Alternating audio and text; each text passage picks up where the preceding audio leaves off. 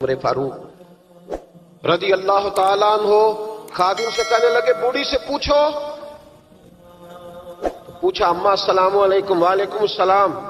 اما کیا بات ہے؟ تو اما کہنے لگی جاؤ دوڑو، تمہیں کیوں بتاؤں، دیہات کی سیدھی سادی بی بی، جاؤ بھاگ جاؤ. کہا نہیں اما مہربانی کرو، اندر تو آنے دو. بڑی منت کے بعد اما مانی. عمر فاروق عام آدمی نہیں جس سے دنیا کامتی ہے. حضرت عمر اندر گئے. اما کیوں پریشان ہو؟ تو اما کہنے لگی تمہیں کیوں بتاؤں، میرا اپنا دکھ ہے. چل اما بتا دے، تیری مہربانی. اما کہنے لگی میں ایک بیوہ ہوں، بے اولاد ہوں، کوئی میرا سہارا نہیں. مجھے عمر فاروق سے بڑی شکایت ہے. میرے اوپر 25 دینار کا قرضہ چڑھ گیا ہے اور 3 دن ہو گئے میں نے روٹی نہیں کھائی، اور عمر نے میری خبر نہیں لی. حضرت عمر کو پتہ چل گیا اللہ وارث ہے، اس کا کوئی 2 4 10 ہزار ووٹ کوئی نہیں. ایک کو میکے سے 6 مربے نہیں لے کے آئی، ایک اکیلی تنے تنہا. اور بھائی جب اللہ کا خوف ہوتا ہے تو پھر انسان ان غریبوں کو بھی بناتا ہے. پھر ریڑی والے کی بھی اہمیت بڑھ جاتی ہے، پھر رکشے والے کی قدر بھی بڑھ جاتی ہے. حضرت عمر فاروق رضی اللہ تعالیٰ عنہ کہنے لگے اماں عمر سے شکوہ ہے؟ کہاں؟ جناب عمر کہتے ہیں میں نے ایک جملہ کہا تو اماں نے تو مجھے لاجواب کر دیا. میں نے کہا اماں عمر کو کیا پتا کہ تو بھوکی ہے اور مقروض ہے، اسے کیا خبر؟ تو اماں کہنے لگی کیا کہا تم نے؟ عمر کو خبر نہیں، اسے پتا نہیں؟ تو عمر سے کہو نا چھوڑ دے حکومت، اس کے حوالے کرے جو خبر رکھ سکتا ہے. کیوں بیٹھا ہے پھر؟ ہمارے حکمران کہتے ہیں ابھی میں صدمے میں ہوں، نکلوں گا تو بات کروں گا. نہ ادھر ادھر کی تو بات کر، یہ بتا کہ قافلہ کیوں لٹا. مجھے رہزنوں سے غرض نہیں، تیری رہبری کا سوال ہے. ہاں تجھے جواب دینا پڑے گا. حضرت سیدنا عمر فاروق رضی اللہ تعالیٰ عنہ سے اماں کہنے لگی نہیں خبر رکھ سکتا تو حکومت کیوں کرتا ہے، چھوڑتا کیوں نہیں؟ تو حضرت عمر کہتے ہیں میں کانپنے لگا. دوڑے گئے جناب عمر. میں نے کہا اس اماں کا 6000 ووٹ نہیں کہ اس کی قدر کی جائے. یہ اماں کوئی بہت آکسفورڈ یونیورسٹی کی ڈگری ہولڈر نہیں کہ اس کی بات مانی جائے. ایک لاوارث اور بیوہ بی بی. عمر دوڑے گئے، گھر سے اناج کا تھیلا کندھے پہ رکھا، 25 دینار بھی لیے، پکا پکایا کھانا بھی لیا. خادم کہنے لگا حضور مجھے دے دے میں اٹھا لیتا ہوں. تو حضرت عمر فرمانے لگے چل وعدہ کر قیامت کے دن بھی میرا بوجھ اٹھائے گا. کہنے لگا جی نہیں وہاں نہیں اٹھا سکتا. فرمایا پھر آج بھی نہ اٹھا، مجھے ہی اٹھانے دے، یہ میرا بوجھ ہے تو مجھے ہی. اماں کے سامنے 25 دینار بھی رکھے. پھر اماں کو حضرت فاروق اعظم نے 2 مہینے کا راشن بھی دیا، پکا پکایا کھانا بھی دیا. معمولی آدمی کی بات نہیں کر رہا، 24 لاکھ مربع میل کا حکمران. حضرت عمر مدینے میں بیٹھ کے کبھی للکار دیں تو کیسر و کسریٰ کی ٹانگیں کانپیں. جناب عمر فاروق رضی اللہ کھانا کھلا کے اماں چارپائی پہ تھی تو عمر نیچے بیٹھ گئے. کہنے لگے اماں چل عمر کو معاف کر دے، چل چل جانے دے، کوئی عرض نہیں، بیچارے کو پتہ نہیں چلا. تو اماں کہنے لگی تو نے پھر عمر کا ذکر چھیڑ دیا. بیٹے میرے گھاؤ بڑے گہرے ہیں، میرے زخم بڑے سخت ہیں، کلیجہ پھٹے تو تجھے دکھاؤں کتنی تکلیف میں ہوں. میں تو پکا ہوا پھل ہوں، کسی وقت بھی دنیا سے چلی جاؤں گی. میں نے عمر کو معاف نہیں کرنا. جب میں قبر میں جاؤں گی نا، نبی کریم علیہ السلام آئیں گے تو میں عمر کی شکایت کروں گی. میں کہوں گی حضور اس سے پوچھئے یا رسول اللہ بیوہ اور بوڑھی کا خیال ہی نہیں کیا. تو آپ کے غلام کہتے ہیں میں نے عمر کو کبھی اتنا روتے نہیں دیکھا جتنا آج روئے. کہنے لگے اماں عمر کو میں جانتا ہوں وہ کمزور ہے، یہ شکایت نہ لگانا، وہ کمزور ہے، مقابلہ نہیں کر سکے گا، یہ شکایت نہ لگانا، چل معاف کر دے. تو اماں کہنے لگی اچھا تو مجھے کچھ اچھا لگتا ہے، جا تیری خاطر عمر کو معاف کیا، تو پیارا لگا ہے، جا معاف کیا، تیری خاطر معاف کیا، تیری خاطر عمر کو معاف کیا. حضرت عمر فاروق کہنے لگے مجھے لکھ کے دو. کون اتنے جتن کرتا ہے؟ کون؟ کسی سے کہنا جا اپنی اماں کو منا لے، تو کہتے ہیں نہیں میری غلطی کوئی نہیں تو مناؤں کس بات پہ؟ ہمیں تو 20 دلیلیں آتی ہیں. جا ابا کے پیر پکڑ لے. پتہ ہے نبی پاک علیہ السلام نے فرمایا جس کا باپ راضی ہوگا اسی کا اللہ راضی ہوگا، اور جس کا باپ ناراض ہوگا وہ سارا دن وظیفے پڑھے اس کا اللہ راضی. یہ ابو داؤد شریف کی حدیث ہے. نا جی بڑی مہربانی پیسے نہ لائیے گا آپ. اب بات سنیں، وہ بھی میں سمیٹنے کی طرف آ رہا ہوں، ختم کر رہا ہوں، آپ میری بات پہ توجہ رکھیں. عزیز بھائی، نبی کریم صلی اللہ تعالی علیہ وسلم نے جو اپنے غلاموں کی تربیت کی تو حضرت عمر فاروق کہنے لگے لکھ کے دو. لکھ دو. تو اماں کہنے لگی آپ لکھیں میں سائن کر دیتی ہوں. آپ لکھ دیں میں سائن کرتی ہوں. حضرت عمر نے لکھا فلاں بنت فلاں کو عمر سے شکایت تھی. پھر انہوں نے عمر کو معاف کر دیا. اماں سائن کرنے ہی لگی تھی، سائن کرنے ہی لگی تھی کہ مولا علی شیر خدا آ گئے. حضرت عبداللہ ابن مسعود آ گئے. او ہو عمر یہاں بیٹھے ہوئے ہو، میں سارے مدینے میں تلاش کر رہا تھا، یہاں بیٹھے ہو، وہ کچھ لوگ ملنے آئے، نکلو. اماں نے سنا کہ یہ عمر تھے تو اماں اٹھ کے کھڑی ہو گئی. آئے ہائے عمر تھے، آپ عمر تھے؟ تو جناب عمر کہنے لگے اماں تو نے جو کہا ٹھیک کہا، لیکن اپنے وعدے پہ قائم رہا، یہ ذرا سائن کر دے. اماں نے سائن کیے تو حضرت عمر فاروق فرمانے لگے علی آ گئے ہو تو بطور گواہ تم بھی دستخط کر دو. عبداللہ ابن مسعود تم بھی بطور گواہ جب سائن ہوئے تو جناب عمر نے رکا لپیٹا اور مولا علی شیر خدا سے فرمانے لگے علی یہ رکھ لو، مجھے لگتا ہے میں تم سے پہلے دنیا سے جاؤں گا، اور جب میں پردہ کر جاؤں نا تو یہ رکا میرے کفن میں رکھ دینا. اگر حضور علیہ السلام نے پوچھا نا میری امت کے ساتھ کیا سلوک کر کے آئے ہو، تو رکا نکال کے کہوں گا یا رسول اللہ ایک بوڑھی ناراض تھی میں اسے بھی راضی کر کے آیا. حضور یہ میں راضی.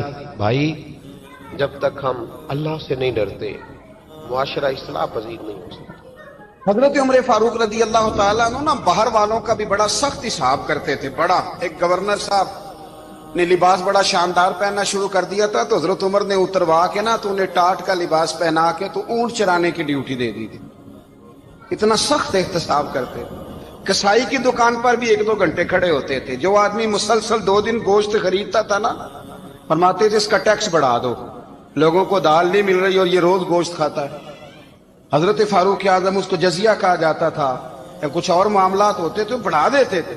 مسلسل جو 2 دن آدمی گوشت کھاتا تھا فرماتے تھے مدینے میں غربت ہے، اگر یہ والا نظام تم کرو گے تو غریب لوگ کس کی طرف دیکھیں گے.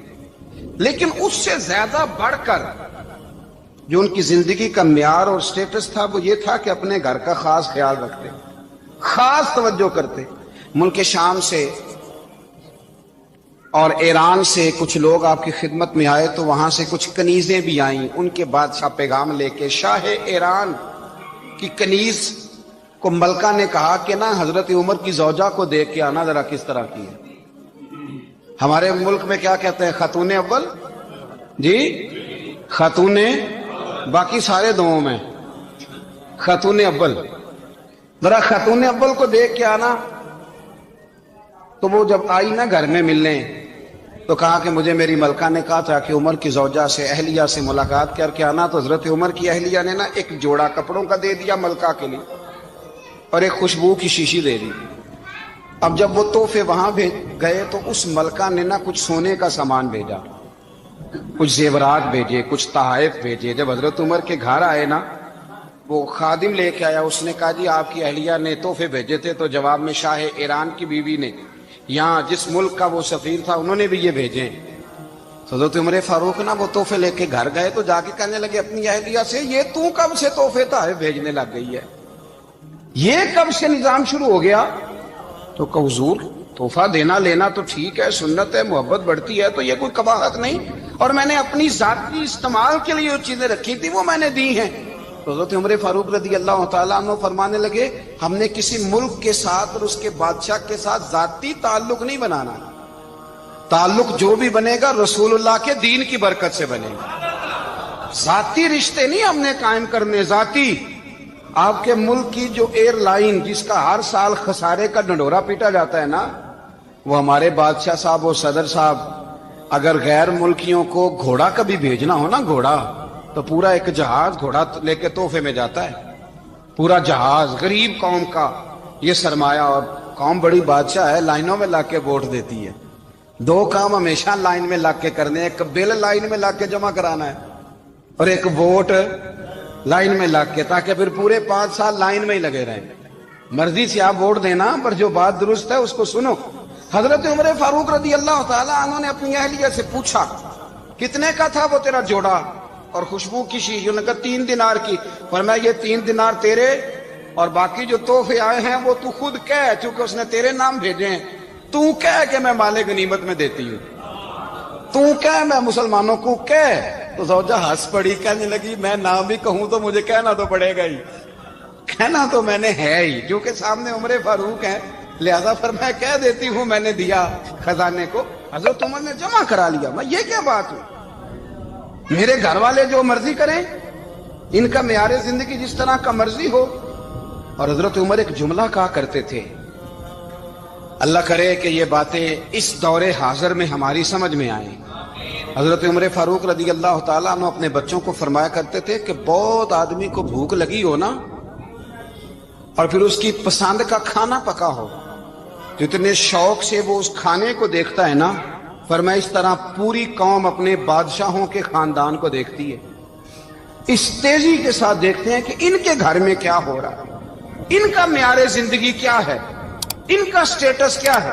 سیدنا فاروق اعظم رضی اللہ تعالی عنہ نے اپنے گھر کے اندر اپنے بچوں، آپ کے بچے دونوں کاروبار کے لیے مصر گئے، تو وہاں کے گورنر صاحب نے لوگوں سے، ایک بہت بڑا قافلہ گیا مدینے سے مصر تجارت کے لیے، جاتے ہیں نا آج بھی قافلے کئی ملکوں میں، تو یہ گئے تجارت کے لیے، تو حضرت عبداللہ ابن عمر اور حضرت عبید اللہ ابن عمر، حضرت عمر کے دونوں بیٹے گئے۔ جناب عمر فاروق کے بچے جب وہاں پہنچے تو مصر کے گورنر نے نا لوگوں کو تعارف کرایا کہ یہ عمر فاروق کے بیٹے ہیں، یہ حضرت یہ چودھری کے بیٹے کو کون بتاتا ہے کہ تو چودھری کا بیٹا ہے؟ باہر والے بتاتے ہیں، گھر والے جی۔ اور سیٹھ صاحب کے بیٹے کو کون بتاتا ہے کہ تو سیٹھ صاحب کا بیٹا ہے؟ اور مالک کو کون بتاتا ہے کہ تو مالک کا بیٹا ہے اور یہ کرایہ دار ہے؟ یہ کون بتاتا ہے؟ یہ سوچ ہم دیتے ہیں بچوں کو، چودھری اور کمی کی سوچ، امیر اور غریب کی سوچ، مالک اور کرایہ دار کی سوچ، گھر کے مالک کی اور کام کرنے والے کی سوچ، یہ ہم دیتے ہیں۔ یاد رکھنا، یہ ہم دیتے ہیں، یہ ہمارا مزاج ہے، یہ باہر سے نہیں آتی۔ تو کوئی شہزادہ ہے، تو سیٹھ ہے، تو نواب ہے، یہ سوچ باہر سے نہیں آتی، یہ اماں سوچ دیتی ہے، اماں، یہ ابا سوچ دیتا ہے۔ اور پھر جب تباہی اترتی ہے تو اس کے ذمہ دار بھی باہر والے نہیں ہوتے، گھر والے ہوتے ہیں، گھر والے۔ ہمارے بچوں کی طبیعتوں پر زیادہ نقش باہر والوں کا نہیں ہوتا، گھر والوں کا ہوتا ہے، یاد رکھیے گا۔ حضرت عمر فاروق رضی اللہ، بچے ہیں، شہزادے ہیں، وہ کاروبار کرنے گئے اور وہاں لوگوں نے بتایا گورنر صاحب نے کہ یہ فاروق اعظم کے بچے، امیر المومنین کے۔ لوگوں نے ان سے زیادہ مال خریدا، تجارت میں زیادہ نفع ہوا، ظاہر ہے کہ وہ آپ کے جو اللہ خیر کرے حکمران ہیں، ان کے کاروبار کتنے ملکوں میں ہیں، کس بنیاد پر ہیں؟ وہ صرف اس بنیاد پر کہ وہ حکمران رہے، ان کے لیے آسان تھا بڑے لوگوں سے تعلقات بنانا۔ حضرت عمر فاروق رضی اللہ تعالیٰ عنہ کے بچے ڈھیروں مال کما کے جب واپس آئے نا، تو حضرت عمر سے آ کے بچوں نے بطور محبت کا، ابا جی اللہ نے بڑا ہی فضل کیا ہے، بڑا مال کمایا الحمدللہ، یہ دیکھیں کتنا نوازا ہے۔ تو حضرت عمر کہنے لگے سارے قافلے نے اتنا ہی کمایا ہے؟ سارے قافلے نے اتنا ہی کمایا ہے؟ تو حضور نہیں، سارے قافلے نے اتنا نہیں کمایا، سب کو اتنا نہیں ملا۔ وہ تو وہاں گورنر صاحب نے لوگوں کو تعارف کرایا تھا کہ یہ عمر کے بچے ہیں، تو لوگوں نے پھر ہم سے بڑا ہی خریدا۔ تو حضرت عمر فرمانے لگے ٹھیک ہو گیا، میں بات سمجھ گیا، اس طرح کرو، جو تمہاری اصل زر تھی نا، جو راز تھی، وہ رکھ لو اور باقی سارا مال مال خزانہ میں جمع کرا دو، اس لیے کہ یہ تم نے تجارت نہیں کی، یہ تم نے اپنے باپ کا نام بیچا ہے، یہ تم نے امیر المومنین کے بیٹے ہونے کا فائدہ اٹھایا ہے۔ فرمایا یہ تمہارا نہیں حق، یہ مسلمانوں کا ہے، اس لیے کہ یہ مال تم نے محنت سے نہیں کمایا، یہ باپ کی کرسی کا فائدہ اٹھایا ہے۔ اور فرمایا اگر تم نے مال جمع نہ کرایا تو میں مال بھی لے لوں گا زبردستی اور کوڑے بھی ماروں گا، ڈبل سزا دوں گا، مرضی سے جمع کراؤ گے تو کوڑوں سے بچ جاؤ گے۔ بڑے بیٹے نے تو جمع کرا دیا، تو چھوٹا تھوڑا پریشان ہوا، تو حضرت عبداللہ ابن عمر چھوٹے کا ماتھا چوم کے کہنے لگے بیٹے چپ کر کے جمع کرا، یہاں بھی فخر کر کے ہم عمر کے بیٹے ہیں، اور قیامت میں بھی فخر کریں گے کہ ہم فاروق اعظم کے بیٹے ہیں، یہاں بھی ناز کریں گے اور وہاں بھی ناز کریں گے کہ عمر کے بچے ہیں۔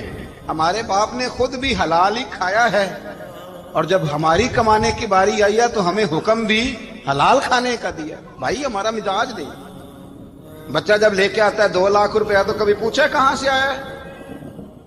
جب وہ پہلے دن غلط دوستوں کے پاس جا کے بیٹھتا ہے تو کبھی نکالا ہے گھر سے اسے؟ یہ بہت سارے خمیازے ہمیں اس لیے بھگتنے پڑتے ہیں کہ ہم ابتدا میں سوراخ بند نہیں کرتے. جب اس میں شگاف پڑ جاتا ہے, سیلاب آتا ہے, تو ہمیں ہوش آتی ہے. حضرت عمر نے اپنے گھر میں نگرانی رکھی, کڑی نگرانی. زیادہ نماز گھر میں پڑھتے تھے حضرت عمر, نفلی نمازیں زیادہ کیوں بلا؟ بھائی یاد رکھیں کہ آپ نے اگر سجدہ کرنا ہے تو بچہ لیٹ جائے گا, وہ اسے پتا کوئی نہیں سجدہ کیا ہے. لیکن جب گھر میں کبھی قرآن ابا جی کھول لیں نا, جب ابا جی کا موڈ بن جائے نا لیکچر دینے کا, وہ گھر میں شروع ہو جاتے ہیں, کہتے ہیں آپ لوگ نماز نہیں پڑھتے اس لیے میرے کاروبار میں برکت کوئی نہیں. تم سویرے قرآن پاک نہیں کھولتے تو میں تباہ ہو گیا. تو میاں آپ نے کب گھر میں قرآن پاک کھولا تھا؟ آپ نے کب نماز پڑھی؟ آپ نے کب گھر کے اندر اللہ رسول کا ذکر کیا تھا؟ آپ نے کب حدیث چھیڑی؟ آپ نے بھی تو گھر کے اندر جب بھی آپ آئے ہیں تو آپ نے وہی کچھ کیا جو دنیا دار کرتے ہیں. آپ بھی تو اپنا موبائل لے کے الگ کونے میں بیٹھ گئے. آپ نے بھی تو کہا ہے کہ اب تمہارے چینل ختم, اب میری مرضی والا چلے گا. تو جو آپ نے کیا ہے بچے بھی وہی کام کریں گے. آپ نے بھی گپ شپ لگائی ہے تو وہ بھی لگا رہے ہیں. یہ سمجھ لیں, جو کام آپ کریں گے آپ اپنے بچوں کی سیرت میں اس کا جلوہ دیکھ لیں گے. بڑی پکی سی بات ہے کہ آپ کو بچے کی عادتیں دیکھ کے سمجھ آ جائے گی کہ میں بھی یہی کرتا تھا اور یہ بھی.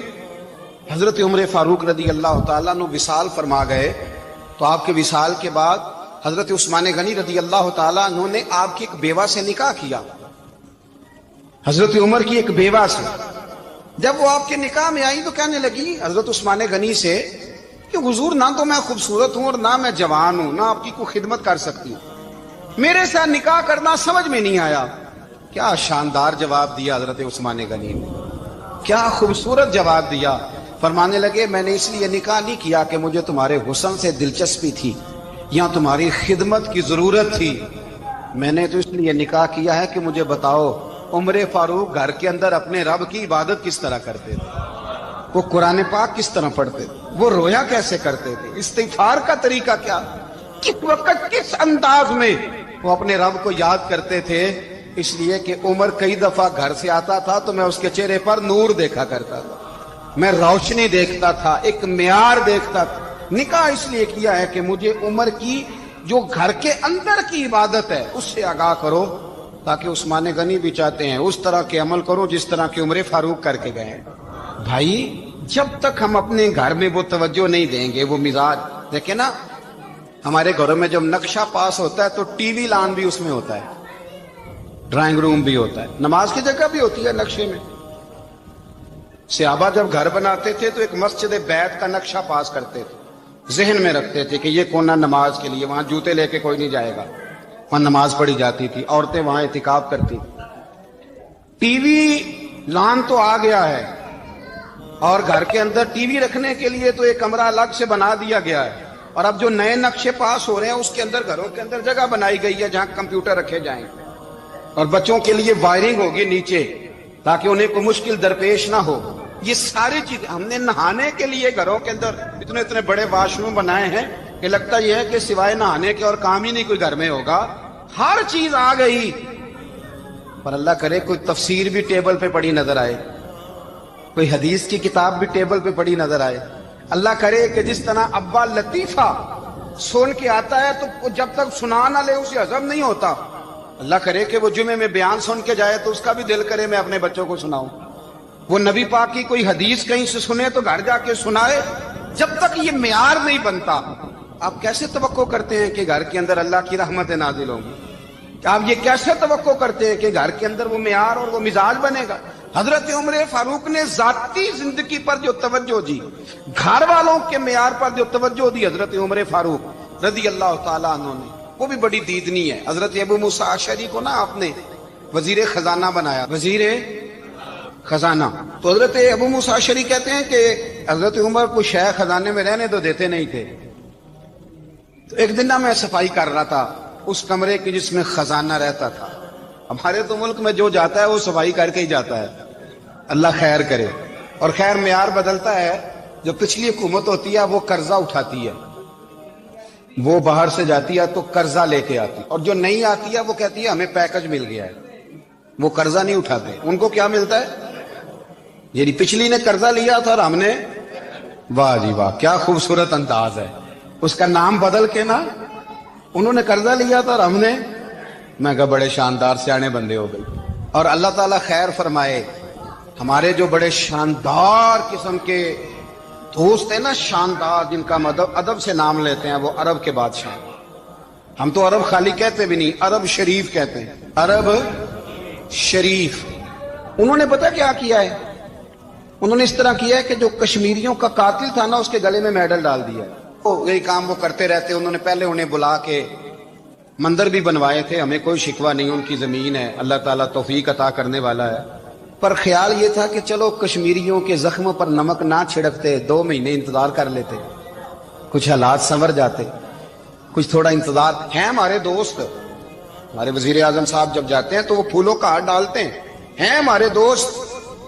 لیکن انہیں وہ حدیث یاد نہیں کہ نبی پاک علیہ السلام نے فرمایا جب میرے مومن کو تکلیف ہوتی ہے تو مجھے بھی گنبد خضرا میں تکلیف ہوتی ہے. انہیں نہ کشمیریوں کا خون یاد نہیں آیا، انہیں برہان وانی کی کٹی ہوئی لاش یاد نہیں آئی، انہیں 30,000 بیوہ عورتیں 30,000 بیوہ عورتیں یاد نہیں آئی، 30,000 بیوہ عورتیں جن کے سہاگ اجڑ گئے، اور انہیں 1.25 لاکھ یتیم بچہ یاد نہیں آیا جو یتیمی کی زندگی گزار رہا ہے. اور اس کے باوجود بہت بڑے ذمہ دار ہے وہ. مجھے پڑھ لینے دو آج احمد فراز کا شعر. وہ ہمارے مکتب کوئی ایسا نہیں کہ وہ مولوی تھا، وہ غیر جانبدار تھا، پر مجھے آج پڑھ لینے دو اس کا شعر. ایک کلیجے کا درد ہے، پڑھ لینے دو. اس نے کہا تھا کہ پڑھتا ہوں تو کہتی ہے یہ خالق کی کتاب ہے، مثل یہودی یہ سعودی بھی عذاب. اس قوم کے بارے میں کیا لکھوں فراز، کعبے کی کمائی سے جو پیتے ہیں شراب، کعبے کی کمائی سے جو پیتے ہیں شراب، اس قوم کے بارے میں کیا لکھوں فراز. کعبے کی کمائی سے جو پیتے ہیں شراب. میں خیال نہیں آیا تمہارا صرف دین یہ ہے کہ قبریں گرا دو، مزارات گرا دو، فقط یہ دین ہے؟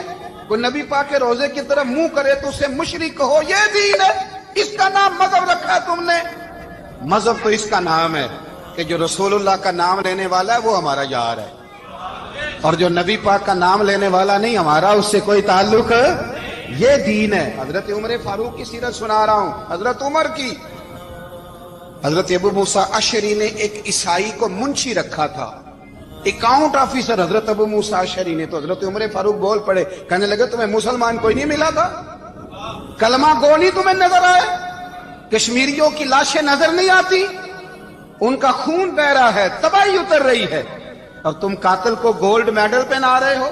اور یاد رکھنا، جب مسلمانوں کی بچیاں روندی جاتی ہوں نا تو پھر اسلام امن کا درس نہیں دیتا، پھر اسلام جہاد کی بات کرتا ہے. پھر اسلام جہاد کی بات کرتا ہے، جہاد کی. وہ قومیں غیرت مند نہیں ہوتی کہ جن کے گھروں میں آگ لگی ہو اور وہ غیروں کو ہار پہناتی پھرے. اللہ کا کچھ خوف کرو.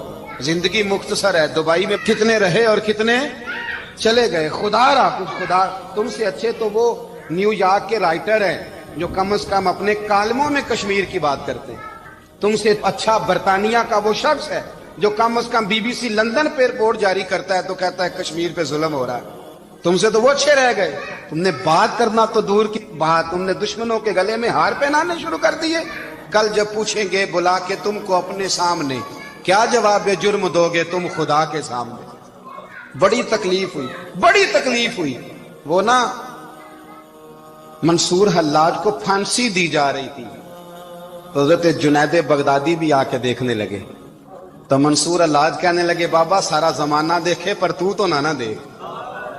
سارا زمانہ تماشا دیکھے، انہیں تو پتا کوئی نہیں نا، تو نہ دیکھ. عرب شریف والو، ٹرمپ اسے انعام دیتا تو تکلیف کوئی نہیں تھی، ملکہ وکٹوریا اسے انعام دیتی تو تکلیف کوئی نہیں تھی، پر تم تو نہ ایسا کرتے. تم تو اپنے تھے، تم تو کلمہ گو تھے، تم تو یہ ظلم نہ کرتے، تم تو یہ حرکت نہ کرتے. میں کہتا ہوں ٹھہر ہی جاتے. جانا نہیں دنیا سے، اللہ کے حضور حاضر نہیں ہونا. جب رسول اللہ قبر میں آئیں گے تو کیا جواب دو گے؟ خدا را حضور نے فرمایا تھا گناہ روک نہیں سکتے تو دل میں ہی برا جان لو. ذالک اضعف الایمان، یہ کمزور ایمان ہے. کم از کم اتنی حد تک تو آ جاؤ، دشمن سے گلے تو نہ ملو. خدا را سمجھے ہمارا پہلا تعارف یہ ہے کہ ہم رسول اللہ کے غلام ہیں. اقبال نے کہا تھا وطن کا بت نہ بنانا، وطن کو بت نہ بنانا. اقبال کہنے لگے ان تازہ خداؤں میں بڑا سب سے وطن ہے، جو پیرہن اس کا ہے وہ مذہب کا کفن ہے. اس لیے کہ بازو تیرا توحید کی قوت سے قوی ہے. اسلام تیرا دیس ہے, اسلام تیرا دیس ہے. کیونکہ تو مصطفی ہے, تو نبی پاک والا ہے, مصطفیٰ والا. اسلام تیرا دیس ہے, تو مصطفی ہے. امریکہ میں جو مسلمان رہتا ہے ہمارا بھائی ہے, اور پاکستان میں جو مرزائی رہتا ہے اس سے ہمارا کوئی تعلق نہیں ہے. حضرت عثمان غنی نے اپنے چچا کے بیٹے سے کہا تھا کہ تو کلمہ نہیں پڑھتا تو تیرا میرا رشتہ کوئی نہیں. بلال حبش سے آیا ہے پر میرے نبی کا غلام ہے تو سگے بھائیوں سے بھی آگے ہے. ہزاروں قومیں وجود میں آئیں دہر میں خوش کو تر کے رشتے سے, پر ہم نے بنیاد دوستی رکھی یاد خیر البشر کے رشتے سے. اپنی ملت پر قیاس اقوام مغرب سے نہ کر, خاص ہے ترکیب میں قوم رسول ہاشم. کچھ خیال کرے, پہلا تعارف دین ہے, اگر دین نہیں تو پھر کسی وطن کی کوئی ضرورت. اس لیے کہ پاکستان کا تصور اقبال نے پیش کیا نا, تو اقبال کہنے لگے ان تاغا خداؤں میں بڑا سب سے وطن ہے جس کو تم بت بنا کے پوجتے ہو. ہمارا وطن تو ہمیں جان سے زیادہ پیارا ہے, پر پہلے پاکستان نہیں, پہلے اسلام. پہلے اسلام تیرا دیس ہے, تو مصطفی ہے. تو آمدام برسر مطلب حضرت عمر فاروق رضی اللہ تعالی عنہ. حضرت سیدنا ابو موسیٰ اشعری کہتے ہیں کہ میں نے نا صفائی کی, مال غنیمت کی میں نے صفائی کی, تو ایک دینار مجھے نا کہیں پڑا ہوا مل گیا. تو فرماتے ہمیں اجازت ہوتی تھی کہ ایک آدھ دینار ہم اپنی مرضی سے کہیں خرچ کر. تو حضرت عمر کے بیٹا گزر رہا تھا, تو حضرت ابو موسیٰ اشعری کہتے ہیں میں نے صفائی کی تو ایک دینار نکلا, تو میں نے وہ ایک دینار نا حضرت عمر کے بیٹے کو دے دیا. میں نے کہا لو بیٹا اپنے چچا کی طرف سے تحفہ. تو گھر جا کے انہوں نے حضرت عمر کو بتایا کہ چچا نے پیسے دیے ہیں. چھوٹے بچے تھے. حضرت عمر نے حضرت ابو موسیٰ اشعری کو بلا لیا اور بلا کے فرمانے لگے میں تو تمہیں اپنا دوست جانتا تھا اور تو نے میری اولاد کو ہی دنیا دار بنانا شروع کر دیا, میرے بچوں کو ہی تم نے دنیا دار پیسوں پہ لگانا شروع کر دیا, میں تو تمہیں یار سمجھتا تھا. فرمایا تمہیں چاہیے تھا میرے بیٹے کو نصیحت کرتے کہ بیٹا پیسوں سے رب راضی نہیں ہوتا, اس کی رضا والے کام کیے جائیں تو رب راضی ہوتا ہے. اور فرمایا تمہیں کوئی اور گھر نہیں ملا تھا تباہ کرنے کے لیے, میرا ہی گھر ملا تھا, اٹھاؤ اپنا دینار اور خبردار آج کے بعد میرے بچوں کے ساتھ یہ والی نیکی نہ کرنا. اور ہمارا کیا سٹیٹس ہے, دوستی ہے یہ اس سے جو تحفے زیادہ دے, جو بچوں کو خراب کرنے میں مدد زیادہ کرے اس کے ساتھ یہ رہنا. حضرت عمر نے گھر پہ اور سب سے بڑھ کر اپنی ذات پہ توجہ کی. حضرت ابو مالک رضی اللہ تعالیٰ عنہ کہتے ہیں میں عمر کے پیچھے پیچھے ایک باغ میں گیا, اکثر اس باغ میں جایا کرتے تھے, اور عمر جا کے نا تو درخت کے نیچے بیٹھ گئے اور فرمانے لگے او امیر المومنین اللہ سے ڈر جا, ورنہ جس رب نے حکومت دی ہے وہ عذاب بھی بڑا دے گا, ڈر جا رب سے. کبھی ساری زندگی حضرت عمر نے اپنا کوئی تعارف نہیں کرایا, کبھی نہیں. ایک بندے نے آپ کے سامنے تعریف کر دی آپ کی تو فرمانے لگے تو خود بھی ہلاک ہوا اور مجھے بھی ہلاک کر دیا, کیا ضرورت پڑی ہے میری تعریفیں کرنے کی, اتنی دیر میری تعریف میں لگائی, اللہ کا ذکر کرتا رب تجھے ثواب دیتا, حضور پہ درود پڑھتا تو رب تیرے اوپر رحمتیں نازل کرتا. کس چکر میں ہے؟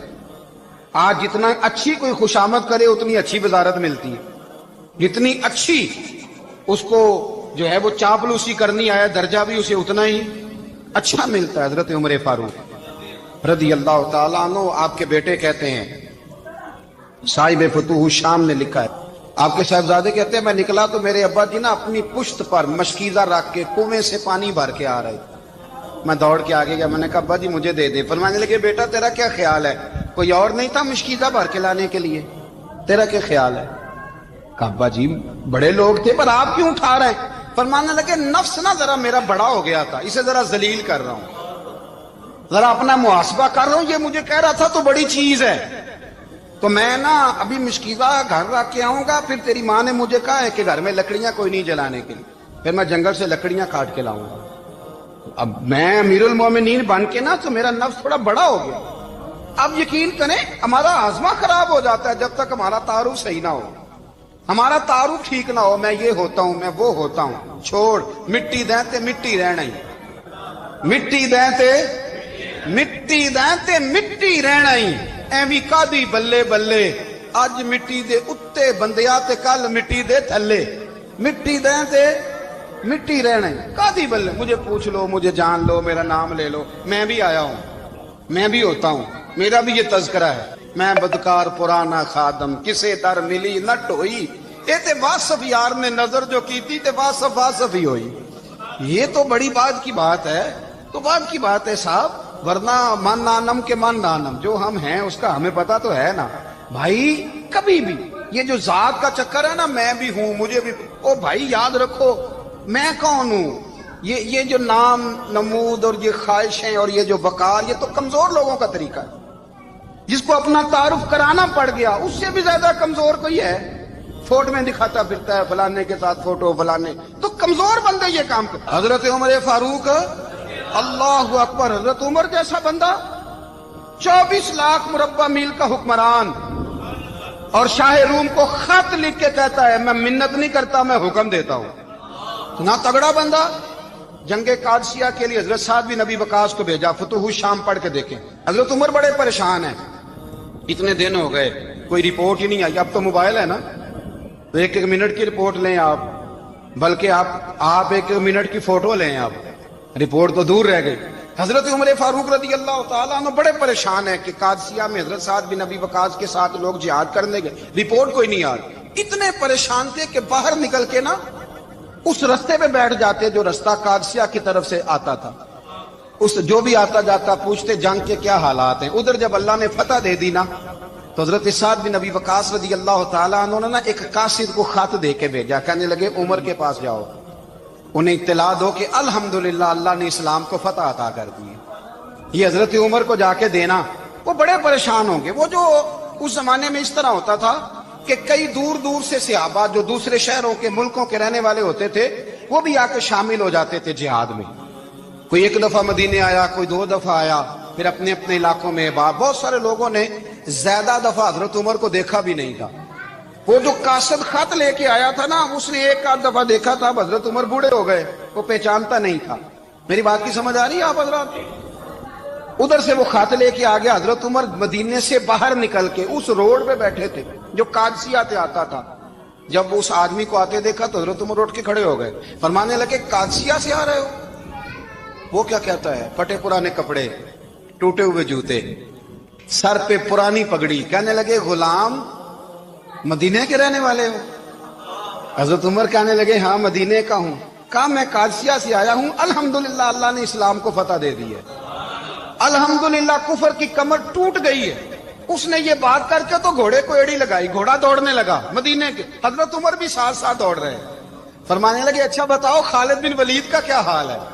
تھوڑا آگے جا کے فرمانے لگے اسامہ بن زید کیسے ہے؟ وہ کہتے ہیں ٹھیک ہے۔ پھر اس نے اور گھوڑا، عمر ساتھ ساتھ دوڑ رہے ہیں، ساتھ ساتھ 24 لاکھ مربع میل کا حکمران، ایک جوتا پیر سے نکل گیا، عمر دوڑ رہے ہیں۔ آگے جا کے پوچھتے ہیں سعد بن ابی وقاص کا کیا حال ہے؟ کہ حضور وہ بھی ٹھیک ہے۔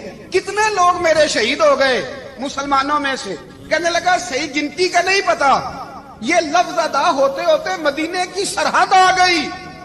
لوگوں نے عمر کو گھوڑے کے ساتھ دوڑتے دیکھا تو کہا امیر المومنین کیوں دوڑ رہے ہیں؟ وہ غلام چھلانگ لگا کے نیچے آیا، قدموں میں بیٹھ گیا، کہنے لگا حضور آپ نے بتایا ہی نہیں آپ امیر المومنین ہیں۔ آپ فرمانے لگے کیا بتاتا؟ میں تو اونٹ چرانے والے کا پتر ہوں، کیا بتاتا؟ وہ عمر ہوں جس نے اپنے گناہوں کا حساب دینا ہے، کیا بتاتا؟ جو سعد بن ابی وقاص کو جہاد پہ بھیج کے خود بزدلوں کی طرح گھر میں بیٹھا ہے، کیا بتاتا؟ کوئی حیثیت نہیں، کوئی تعارف۔ تو نے اچھا کیا، تو تو مجاہد تھا، مجھے ساتھ ساتھ دوڑایا، تو نے اچھا کیا۔ جتنے لوگ تھے چیخیں مار کے رونے لگے۔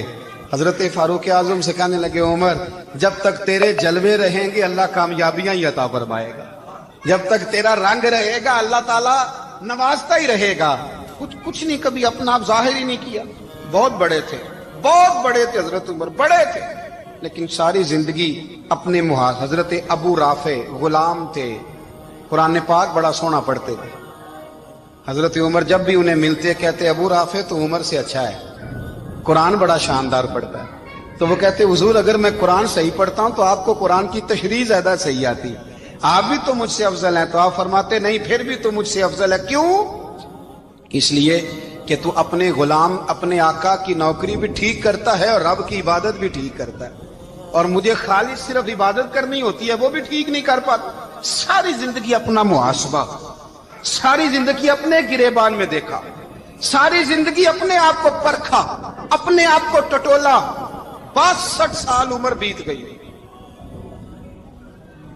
हजरत हुज़ैफा बिन यमान एक सहाबी थे, मेरे नबी करीम अलैहिस्सलाम ना उनसे राज की बातें करते थे।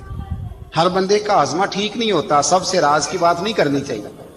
हजरत हुज़ैफा बिन यमान कहते हैं हुजूर राज की बातें बताते। मदीना मुनव्वरा में जो मुनाफिकीन थे उनकी लिस्ट भी नबी पाक ने हजरत हुज़ैफा बिन यमान को दी थी। जब कोई मशकूक आदमी मर जाता ना तो सहाबा कहते हम देखते अगर हजरत हुज़ैफा ने जनाजा पढ़ा तो हम भी जनाजा पढ़ लेते। नबी पाक ने भी कुछ जनाजे नहीं पढ़े, तिरमिजी में है, फरमाया उस्मान से जो बुग़्ज़ रखे उसका जनाजा नहीं पढ़ेंगे। हजरत हुज़ैफा बिन यमान अगर जनाजा पढ़ते तो लोग पढ़ते, वो ना पढ़ते तो लोग जनाजा ना पढ़ते। हजरत हुज़ैफा बिन यमान कहते हैं जनाब उमर फारूक की खिलाफत के आखिरी अय्याम थे, कुछ दिनों के बाद वो शहीद हो गए। फरमाते आधी रात का वक्त था, मैं घर में सोया था बड़ा बेफिक्र, अचानक मेरे दरवाजे पे दस्तक हुई, मैं घबरा के उठा, इतनी रात को कौन आया? कहते कुर्बान जाऊं, दरवाजे पे गया तो अमीरुल मोमिनीन फारूक आजम दरवाजे पे। मैंने कहा उमर कोई हुक्म था तो मुझे बुला लेते। कहने लगे मैं ना अमीर बन के नहीं आया, तेरा वीर बन के आया हूं। अमीरुल मोमिनीन की हैसियत से सरकारी काम से बुलाता तो वहां बुलाता, मुझे एक जाती काम पड़ गया। कहते मैंने उमर को घर की अंदर बुला के चारपाई पे बिठाया, मैंने कहा हुजूर मैं गरीब आदमी हूं, मैं क्या आपके काम आ सकता हूं? तो कहते उन्होंने ना मुझे साथ बिठा लिया, फिर मेरा हाथ पकड़ लिया। कहने लगे तू उमर को जानता है? उमर झूठ नहीं बोलता। तू जानता है? उमर वादों का पक्का है। कहा हुजूर जानता हूं। कहा मैं उस वक्त आया हूं जब देख भी कोई नहीं रहा। हजरत हुज़ैफा बिन यमान कहते हैं परेशान हो गया, हुजूर पहेलियां ना बुझवाए, मेहरबानी कर बताएं किधर आए हैं। हजरत उमर फारूक फरमाने लगे 62 साल का हो गया हूं, 63 में चल रहा है, दाढ़ी सफेद हो गई है, अल पक गया, उठ फरीदा सुत्या, दाढ़ी आ गई पूर, अग्गा नेड़े आ गई, पिछा रह गई दूर। अब कब्र अशर का मामला साफ नजर आने लगा है। कहा हुजूर मुझसे क्या चाहते हैं? हजरत उमर रो पड़े, कहने लगे आज मैं इशा के बाद निकला हूं तो नबी पाक के सहाबा मुझे नेक कह रहे थे, फिर मैंने बच्चों की मां से और बच्चों से भी पूछा है, वो भी मुझसे राजी हैं। पर हुज़ैफा तेरे साथ नबी पाक राज की बातें करते थे, सच बता कहीं उमर का नाम मुनाफिकों में शामिल तो नहीं? सच बताओ उन मुनाफिकीन में तो शामिल नहीं, कहीं ऊपर ऊपर से तो नहीं सारा कुछ? हजरत हुज़ैफा बिन यमान कहते हैं मैं बाप के मरने पे इतना नहीं रोया जितना उमर के सवाल पे रोया। मैं कदमों में बैठ गया, मैंने कहा नहीं उमर ये तो मैंने नहीं सुना, लेकिन ये मैंने नबी पाक से जरूर सुना है कि मेरे बाद अगर कोई नबी होता तो उमर इब्ने खत्ताब होता। ये मैंने अपने कानों से सुना है कि उमर जिस गली से गुजरे शैतान रास्ता बदल जाता है।